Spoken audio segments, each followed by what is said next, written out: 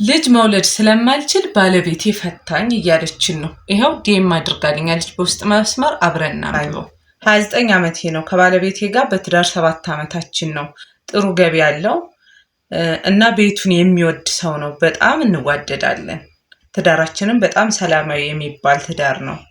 ከተጋባን ከዓመት ከ6 ወር በኋላ እርግዝና ተፈጠረ። ሰርፕራይዝ ላደርገው እራት አዘጋጅቼ ወይን እየጠጣን ውዶችዬ ወይን እየጠጣን ስነግረው በጣም ተበሳጨ።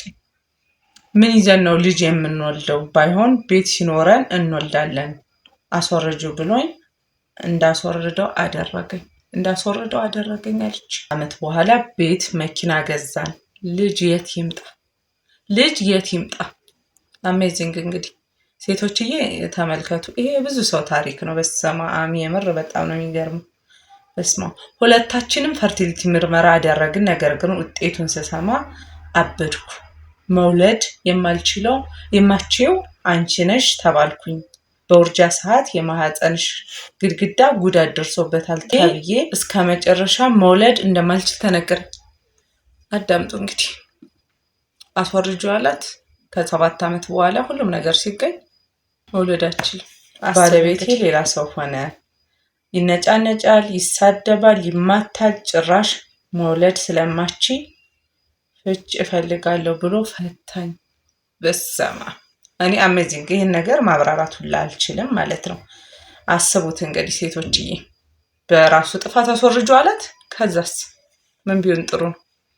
ከዛ ደግሞ ልጅ ሲፈልጉ የለም። ከዛስ መውለድ ስለማትችይ እኔ እንጃ አክሰፕት ማድረግ ሁሉ አልችልም። በጣም አዘንኩ፣ ቅስሜ ተሰበረ። እና እህቶች ከእኔ ትምህርት ውሰዱ። ሀብት ንብረት ብላችሁ ማስወረድን ምርጫ አታድርጉ የምትለው እኔ አሜዚንግ በጣም ገርሞኛል። ለምን እንደሆነ ታውቃላችሁ ውዶችዬ? 1 ዓመት ከ6 ወር ላይ እርግዝና ተፈጠረ። ቢወዳት ኑሮ አስወርጃ ይላት። እንደኔ አስተያየትሽን ስጪ ብትሉኝ ማለት ነው።